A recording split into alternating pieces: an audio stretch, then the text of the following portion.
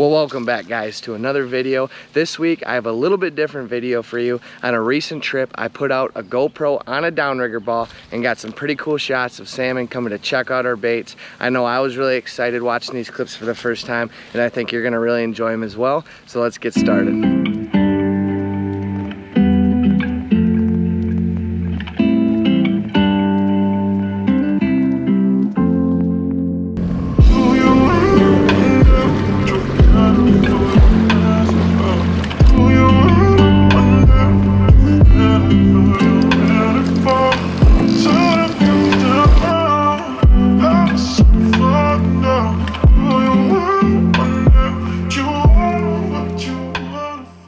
I was really excited to send this GoPro down to the depths, not only to see what kind of fish activity was down there, but also to see what kind of bottom structure we were fishing over, what kind of structure the fish and the bait fish are hanging around.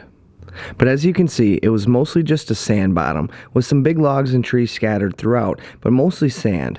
Another thing I was pretty curious about as well is what kind of bait fish we were marking. Throughout the whole night, we could see our downrigger ball with our GoPro was going through big balls of bait fish, so it was cool to capture this shot here as you can see some bait fish just scurry across the screen.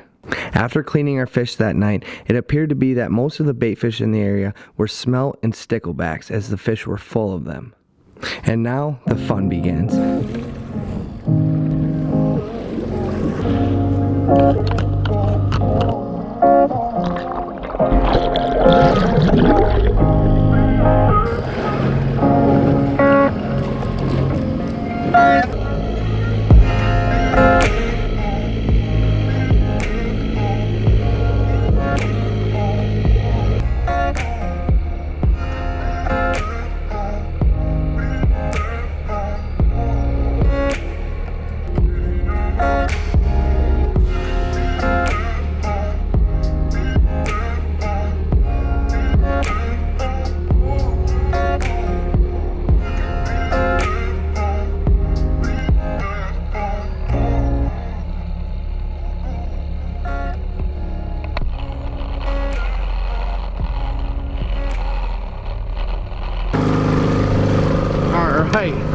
Well, that, guys, is a beautiful Lake Superior coho. You can see that's on a Michigan Stinger spoon, an orange tuxedo.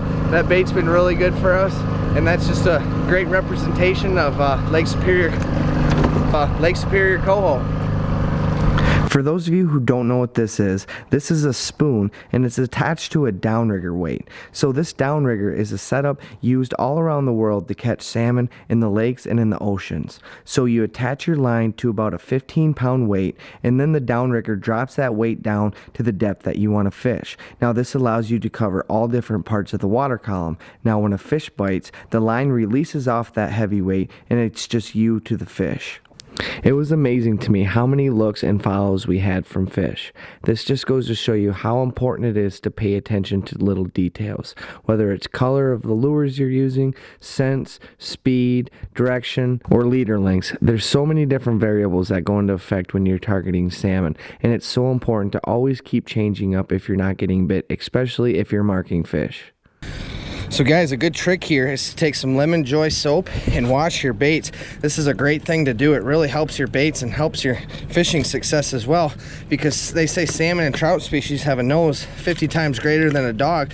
So you think about it, and if this bait gets some of that old fish juice on it, that fish slime, and it sits there and just kind of rots in your tackle box, or you eat a burger or touch some gas and you get that on your lure, that can really play a big difference in your success, and it's something often people overlook. So I'll always wash these off on a frequent basis and get that slime and those smells on them, and I'll just let them sit in some soapy water.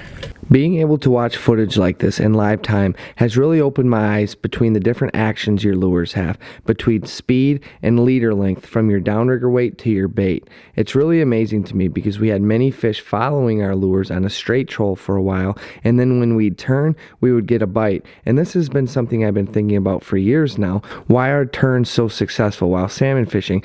And in this clip you can see the lure has a totally different action, a much more erratic action when you're turning, and that will often trigger a bite. Dang it guys, we had one on the downrigger, on the spoon, Not sure what it was that popped off, so I guess you're gonna have to comment below what the heck just bit that thing in. We'll find out later. Oh, we totally got it. I'm watching the spoon right now. I can see the spoon. We're approaching the time when the king should be coming through. So it's on the turn, and it's really unique. It's really interesting to watch how fish react and how your baits move on this underwater camera in live view, because as you turn, that spoon's got a lot more action to it, and we don't really realize that all the time. That thing is just, when we're turning, when we hook that fish, that spoon's swaying back and forth into the screen and it's darting around more, but when it's going straight, it's kind of tracking a straight path. Let's see if we see him. We got to, dude. I see the spoon. It's so good. Oh, here he comes. Oh, he's missed it. Oh, dude. Man, he came in so hot on it.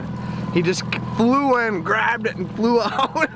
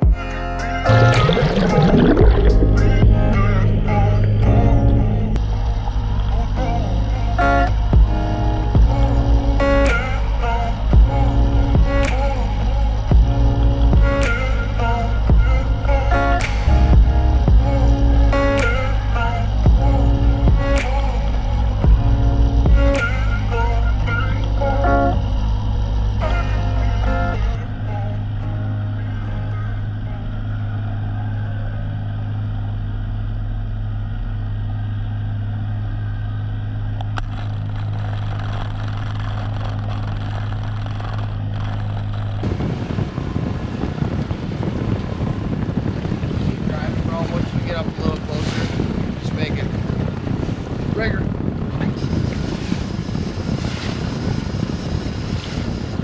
You could smell it, couldn't you?